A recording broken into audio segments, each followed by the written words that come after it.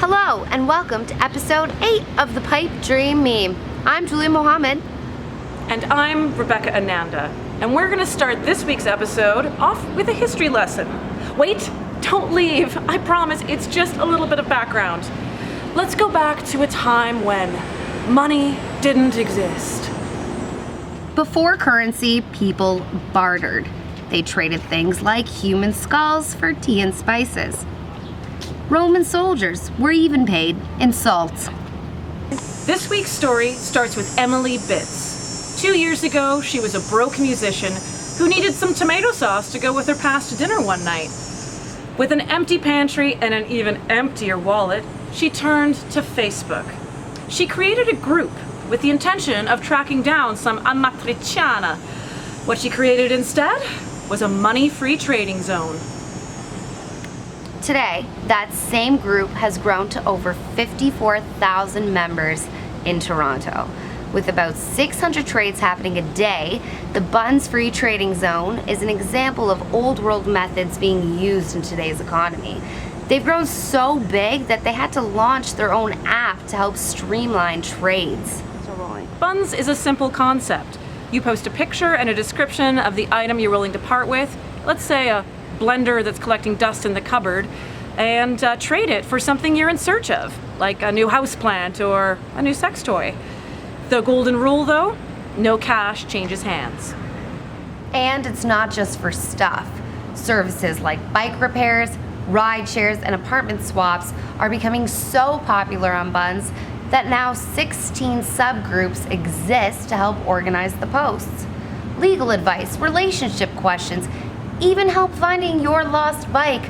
Bunz is a part of a complex online marketplace. But people are becoming so outrageous with their posts that Bunz is becoming a bit controversial. The site only prohibits the trade of prescription drugs and firearms and ammunition, leaving room for the swapping of things like 420, booze, tokens, pets, and sexual favors. Oh, sorry.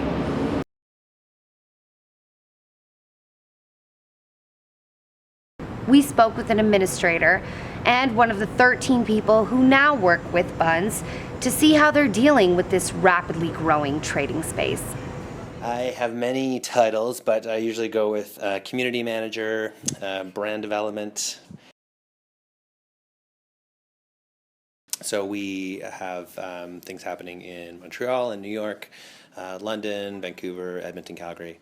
And we see trades complete about 800 times a day, just in the app, which is 1,600 people, 1,600 strangers meeting offline. We had a long debate for many, many months about pets, and the conclusion was that we didn't want people trading pets, not tall cans for kittens, but that maybe we would offer the resources, best resources we could to allow people to rehome pets. Should we allow guns on this, right? Like, should we allow all of the things that the free market allows? And truth is no. I don't think we should. We have very strict rules about no pharmaceuticals, no guns. But that's kind of it.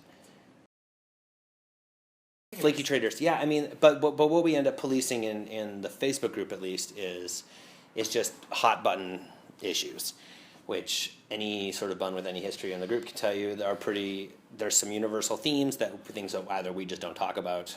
We just don't talk about it. So the one thing though to clarify though is we can't police trades. We don't police trades. Okay. Trades go wrong, it happens. It's a very much a buyer beware situation.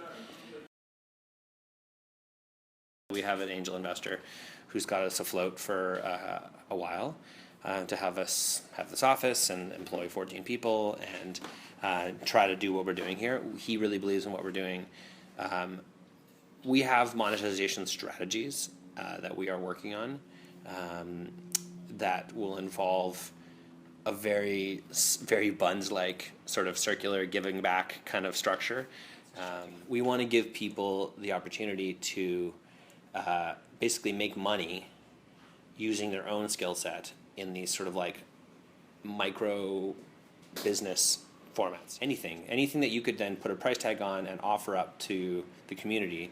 It runs through our platform, so we take a tiny piece off of that.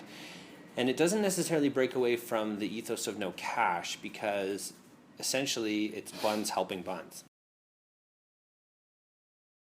We're all in the same boat as having a lot of stuff and not a lot of money, and we're rich in goodwill, but we're low in actual dollars. And so a lot of that stuff ends up translating to this ethos that has to just focused on help. It's helping each other, and it's helping each other get jobs, it's helping each other find homes, it's helping each other have friends, dating people. It's just like the things that we can do for each other is mammoth if we just are willing to accept that everything will be paid forward and that there's some giant karma loop coming. And I see it myself, like the little things that I pick up here and there, little trinkets, little favors that I get to pay forward, it comes back to me all the time. I see it happening constantly. Rode it to work in my kid's bike seat, and I feel like People were definitely giving you some love. that's so funny. I wonder who wrote die on the forehead. Imagine walking by and seeing this in the window. Creepy. Okay. Like, okay, sorry. No, it's okay. No, it's cool. I think, yeah, but we are. Trades we have on the wall. Yeah, we're ready to go here. You even have your own calendar. Yeah, we made these branded Bunz calendars. They're Okay, amazing. cool. Wow, I didn't even recognize that. Yeah. That's creepy, man. They're so creepy. Yeah, I'll show you them.